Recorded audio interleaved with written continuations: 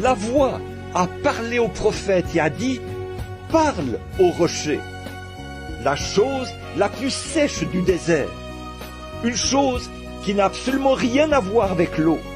Là, leur soif a été étanchée, sans argent, sans rien payer.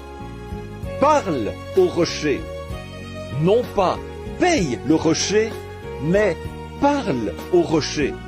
Il est encore le rocher ce soir. Il est un rocher dans une terre altérée. Si vous cheminez dans une terre altérée, parlez au rocher. Nul besoin de le payer. Parlez-lui. Et il est un secours qui ne manque jamais au temps de la détresse.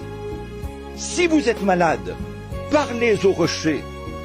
Si vous êtes malade à cause du péché, parlez au rocher.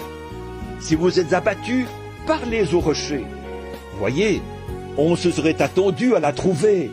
S'il n'y avait pas une goutte d'eau là-bas, dans ces petits endroits où se trouvaient des sources, on se serait attendu à ce qu'il n'y ait pas d'eau là-haut, sur cette montagne, près du rocher.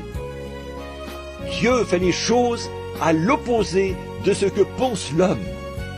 Le rocher, c'est la chose la plus sèche du désert.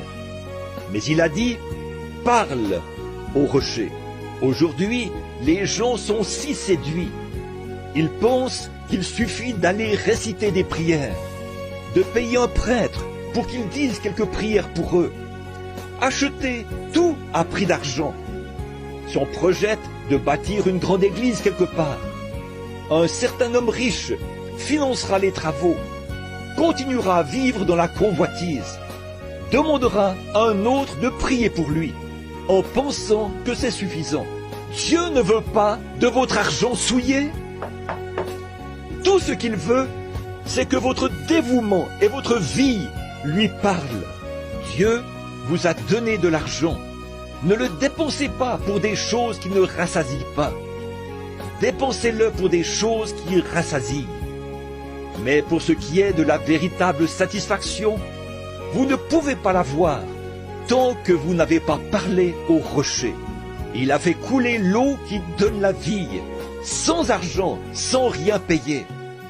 Ils se sont abreuvés, ont abreuvé leurs chameaux et leurs enfants. Et cette source d'eau coule encore dans le désert. Et aujourd'hui, dans cette terre altérée, il demeure le rocher pour un peuple qui périt.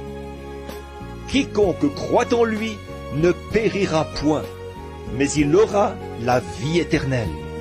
Remarquez, chaque soir, il n'avait pas à se demander